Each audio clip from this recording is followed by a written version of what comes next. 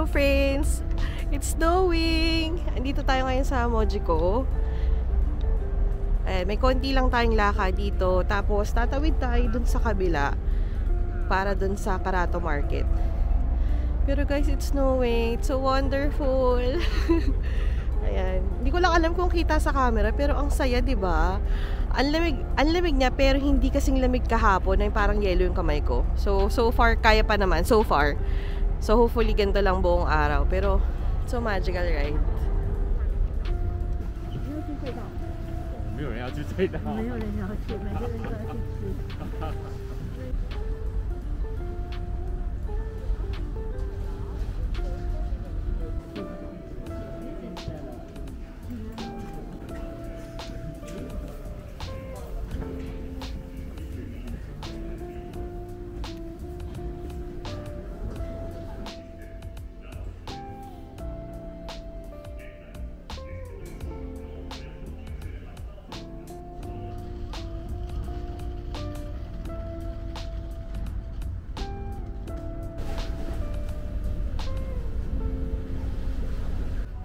Ayan guys, inaantay natin umangat yung bridge here.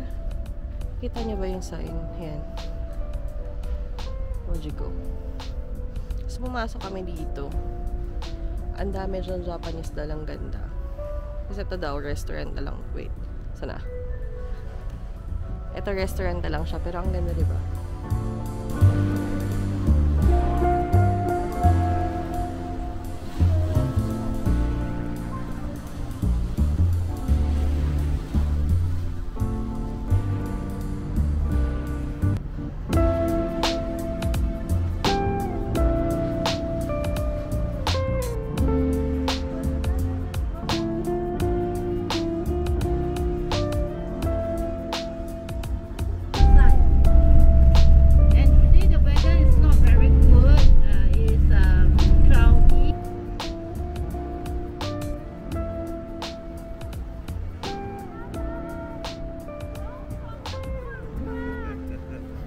Ayan guys, nandito na tayo sa Karato Market.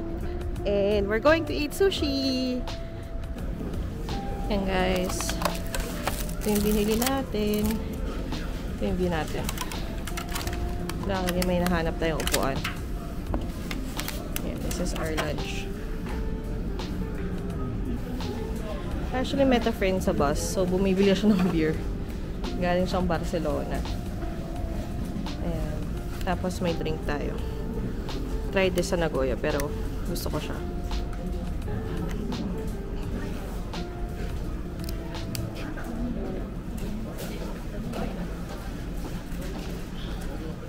So, 10:50 na.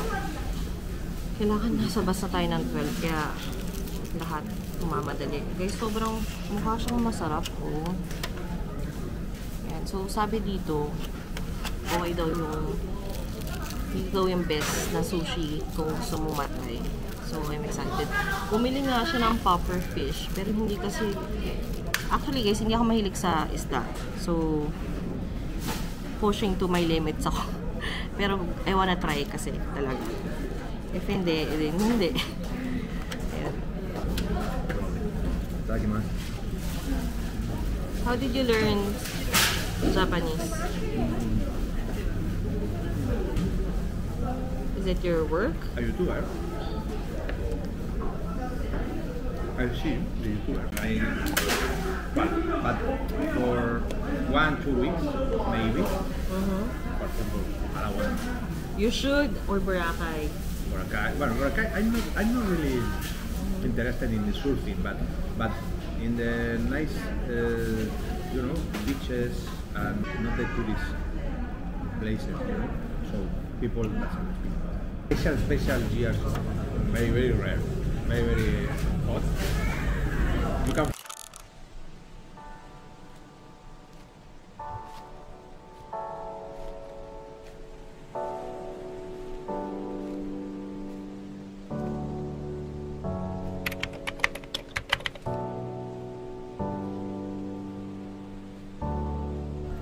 Hey guys, we're here.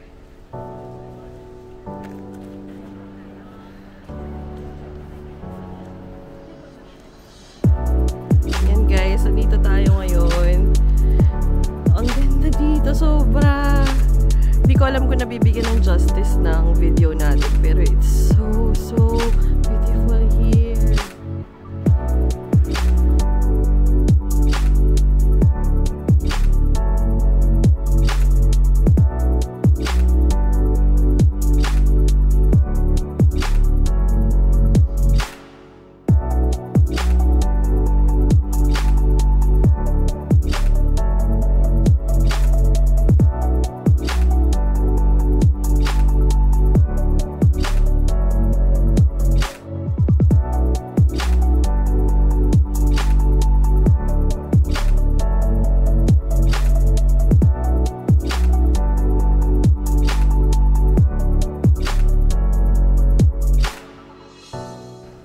So guys, nandito tayo sa Motonosumi Inari.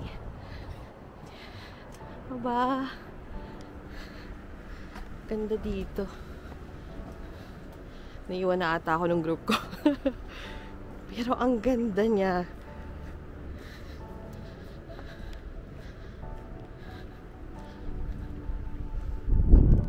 Yan siya, oh. Galing tayo dito sa taas.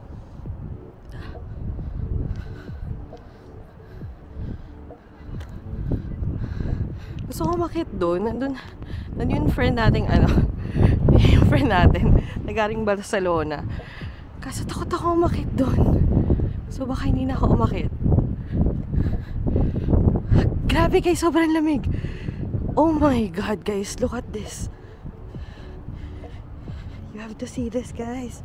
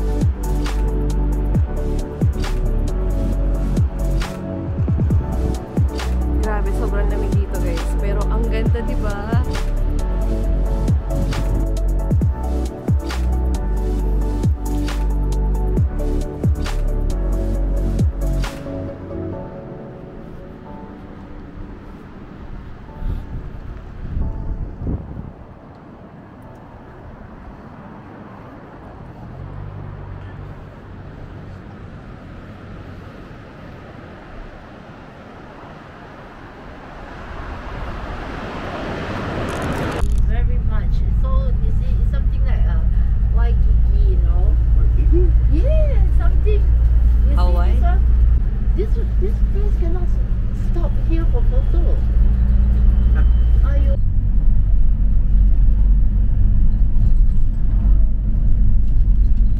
Last stop na tayo guys. Actually stop over lang to. Pero ang ganda rin kasi ng view.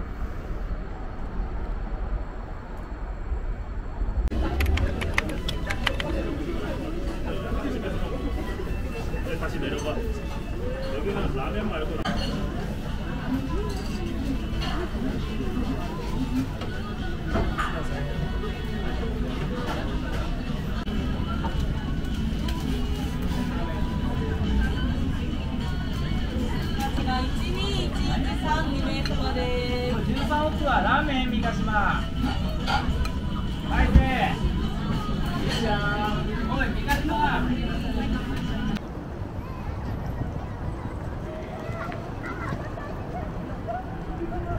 Ohayo gozaimasu, friends! Ayan, nandito na tayo ngayon sa Hakata Station. Naglakad lang ako mga 10-15 minute walk from the hotel.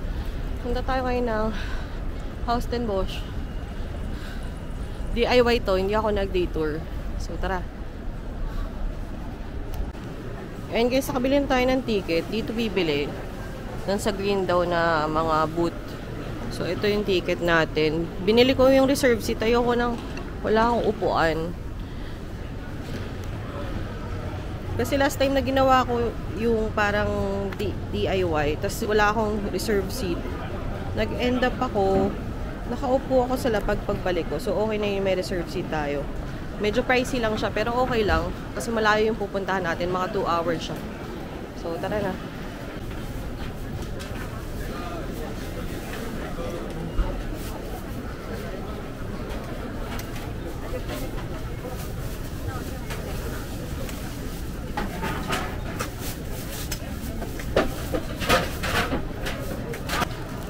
Bumili tayo guys. So, lagi ang haba ng pila dito. Buti nga ngayon wala eh. So, meron pa tayo more than 1 hour. Mga 50 minutes. Ikot-ikot na lang muna tayo ng Hakata. Tapos na iwan, no?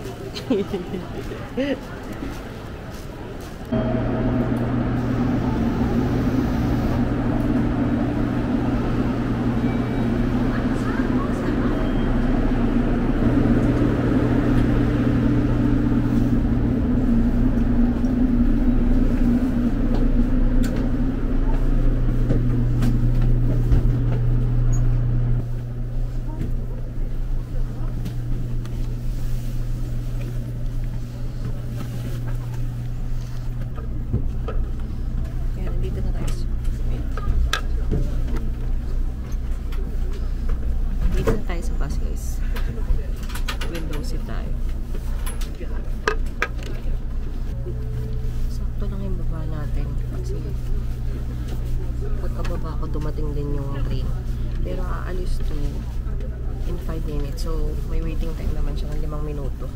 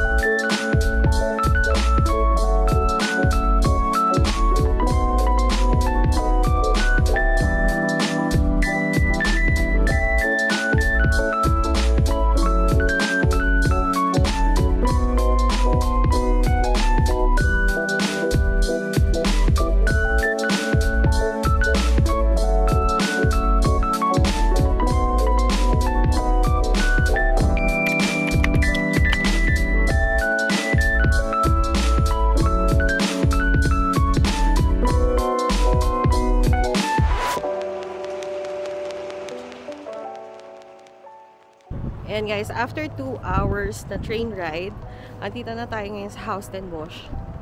So may sarili silang station, tapos mag-walk ka lang ng 5 minutes going there. Wait, pakita ko sa inyo yung mapa. Okay. In fairness, dito sa trip na to, ang dami nating napuntahan na unusual. So kahapon nasa Yamaguchi tayo. Ngayon naman, nandito tayo sa bandang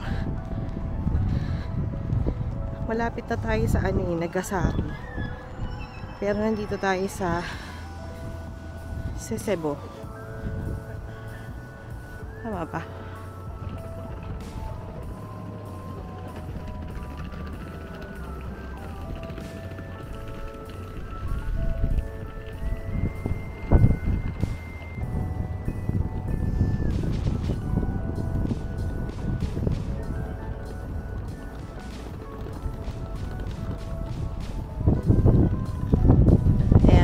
Hours, nandito na tayo.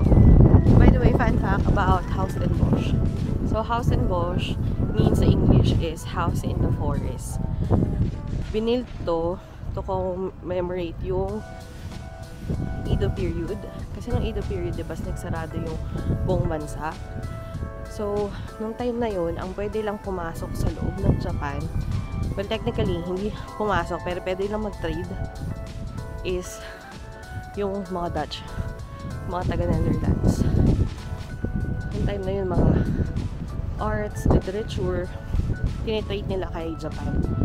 So, dito yung entry lang nila. Kasi malapit na to sa sea, diba?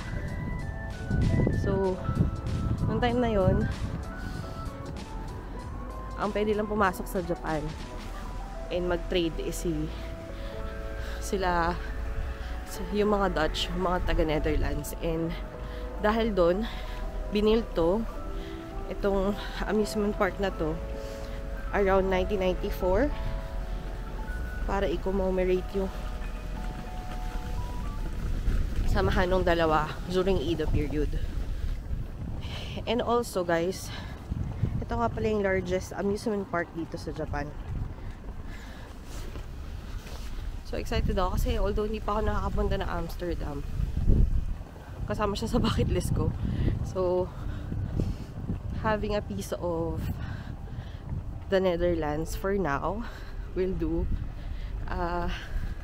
By the way guys, yung train papunta dito from Hakata, ano siya, every 1 hour yung train. So ang suggestion ko sa inyo, bumili na kayo ng return kasi mamaya pagpunta nyo sa station, puno na pala yung bus na ay yung train na sasakyan nyo.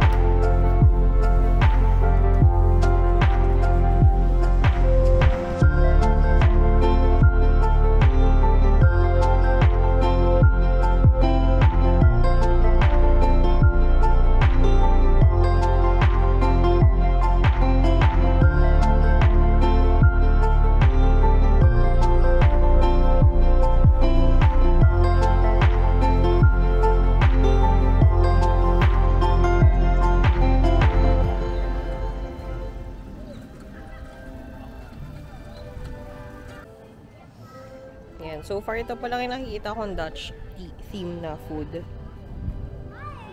Gauso yung waffles sa kanila. Alam nyo guys, iba yung feeling ko dito. Parang feeling ko wala ako sa Japan. Ang ganda, di ba? Pero, nakakalungkot pag mag-isa ka lang. Hindi ko alam ba't ako nandito. Pero sige. Isipin ko na lang guys, kayo yung kasama ko. Pero maganda naman, in fairness, wala akong regrets na nagpunta ako dito. Kasi kung hindi ako pupunta dito, doon lang din ako sa Hakata area. So, di ba nakakatamad? Alam ka tayong kakainan dito. Hanap tayo dito.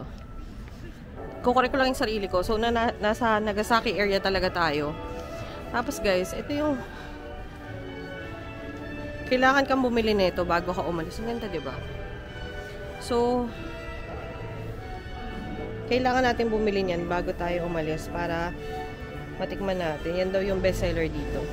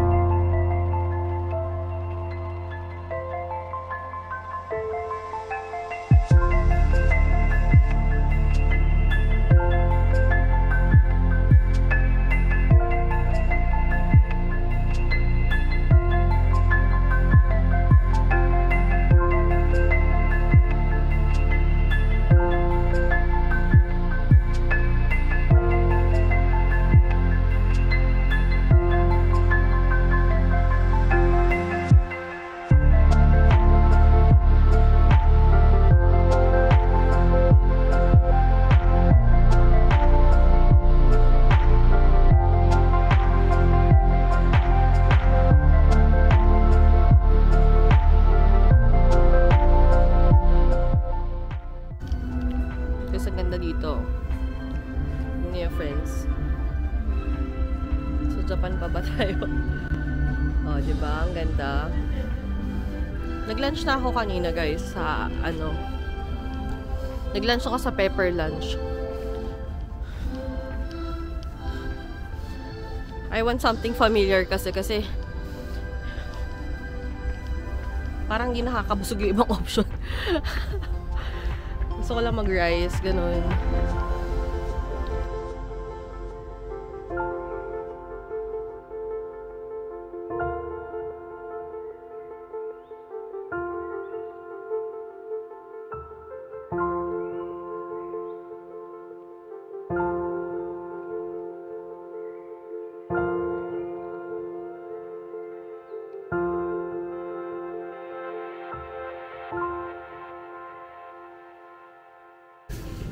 Guys, nandito tayo ngayon sa Tower City na Observatory.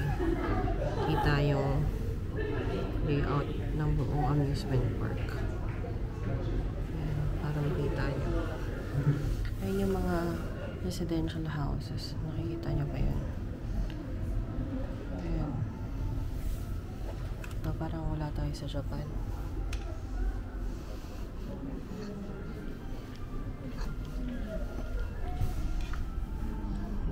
Galing kanina.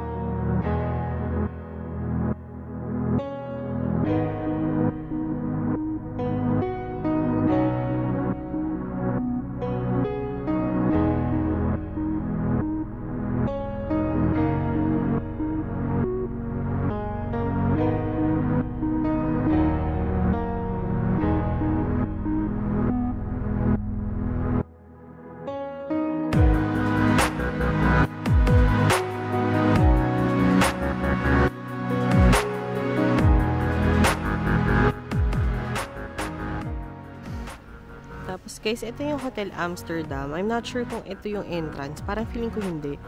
Pero parang merong pathway doon. So baka doon probably. Pero ayan, katabi to ng marina. So yung train natin pabalik ng Hakata is 6. And it's currently 3:45. Mga 30 minutes walk pabalik ng train station. So, gusto ko mag-alat ng 1 hour before the train leaves dun sa station. Kasi mahirap namang saktuhan tayo. Mamaya magka-aberya. Para kahit 30 minutes tayo mag-antay, okay lang.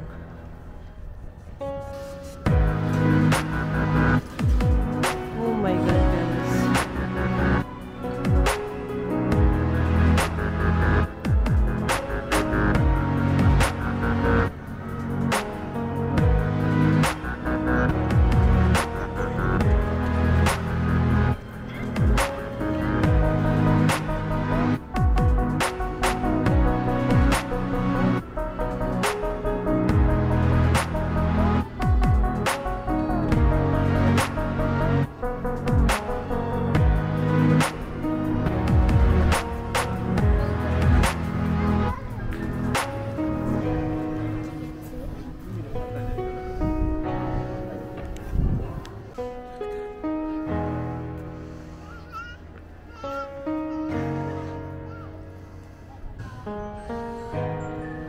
natin guys. Punta tayo dito, will tayo no. Itong cake nila. Let's try.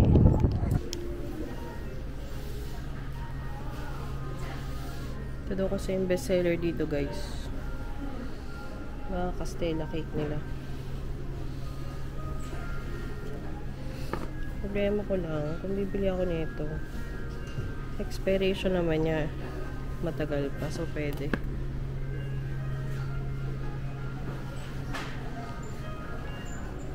Ito mas mahal oh. Tayo sa reasonable. Ito oh. Parang okay ito ah. 1.4 lang. Gano? Sa March 6 ang expiration.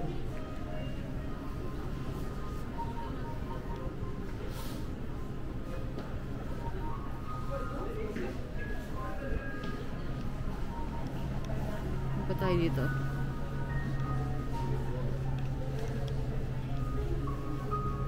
Paano natin malalaman kung ano yung best? Ito oh, pwede na rin ito. Kaso liit eh.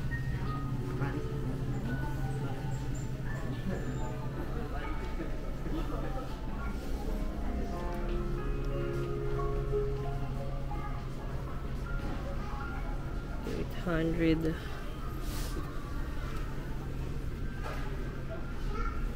Ito matagal-tagal pa.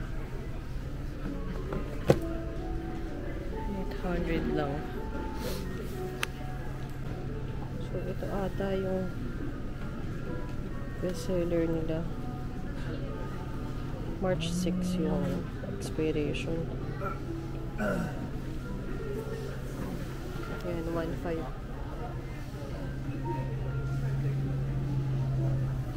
Ito 1,080.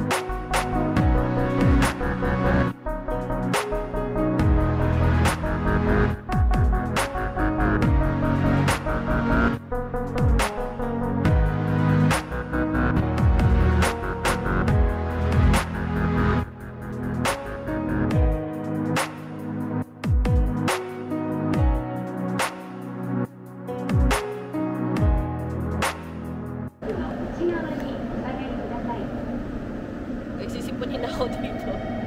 At tagal magbukas doon train. Kanina pa siya nandyan. Pero ang cool kasi, kanina guys, nakabaliktad yung upuan. Binaliktad nila para nakaharap pa ganon. So cool, diba?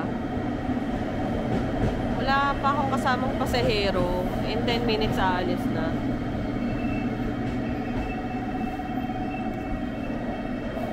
Monday kasi ngayon, kaya siguro walang masyadong pasahero pabalik ng Hakata. Pero baka maaga pa kasi. So, antayin na lang natin. Ay, may mga padating na. Ano naman siya, tolerable yung lamig. Pero kasi hangin, kaya parang sisipunin ako. Ang tagal nila buksan yung bus, ay yung doors ng train. Let's wait. Today, pupunta tayong Tosu Outlet. Mamadali ako kasi pag na-miss out ko to, 30 minutes yung dagdag. Ayan.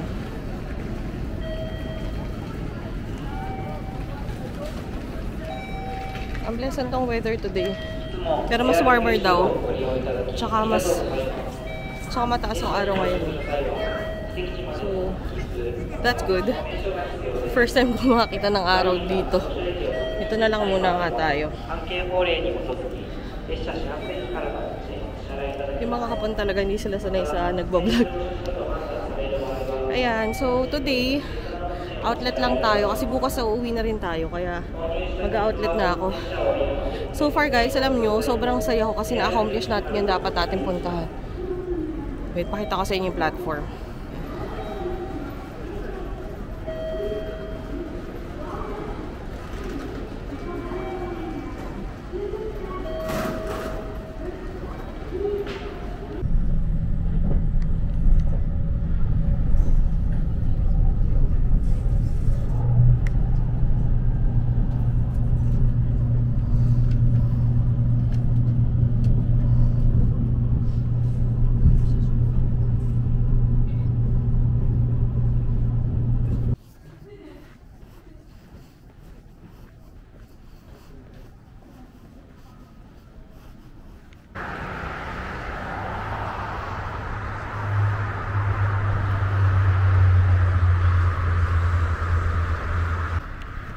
Ay, nandito na tayo sa Tosu Premium Outlet, guys. Sobrang struggle. Dapat pala hindi ko na pinakinggan si Google Maps. Kasi kanina, may bus stop. Pag doon ako bumaba, diretso ko lang to. Pero may isang bus stop doon na mas malapit. In terms siguro ng kilometer. Ay, Diyos ko. Akyat baba, akyat baba. Kaya minsan, follow your gut din minsan eh. Ayan, so nandito na tayo. Maaga-aga tayo kasi I was actually expecting na mga 12 na tayo makakadating eh. So that's good. Grabe, ang lamig. Ang lamig. Ayan, so nandito na tayo ngayon sa Tosu. Nakapunta na ako ng Under Armour tsaka ng Nike. May nabili ako pero ano lang, konti lang. So hindi pwedeng mag-vlog sa loob. Kaya kinunan ko na lang. Grabe guys, ang mumura dito. Tingnan nyo to. Papakita ko sa inyo. For example, ito sa Nike. Kita nyo ba? 2,990 lang siya. So kung sa i-convert nyo, ito nga pala yung ginagamit kong pang convert. Yung XE. Convert nyo. 299. Ay. 2,999. Bali pumapatak nasa 1,150 lang itong shoes na to. Nike na yan. 'Di ba? Tapos meron din sa sa Nike women's yun. Tapos dito sa men's ranges din siya sa ganun kasi tingnan nyo to ang basketball 2,999 din. Yan. Pero may mga mahal din. Kailangan mo lang talagang mamili. Ito nga ang ganda rin nito 3,999. So, mga nasa, more or less, nasa 1,500 siya, ganun. Ayan, guys. Kain na muna tayo. Tapos, bumili ako ng onigiri para sa snack mamaya. Mahirap lang kasing kumain pag mag-isa ka. Laging nakakalimutan kong kumain.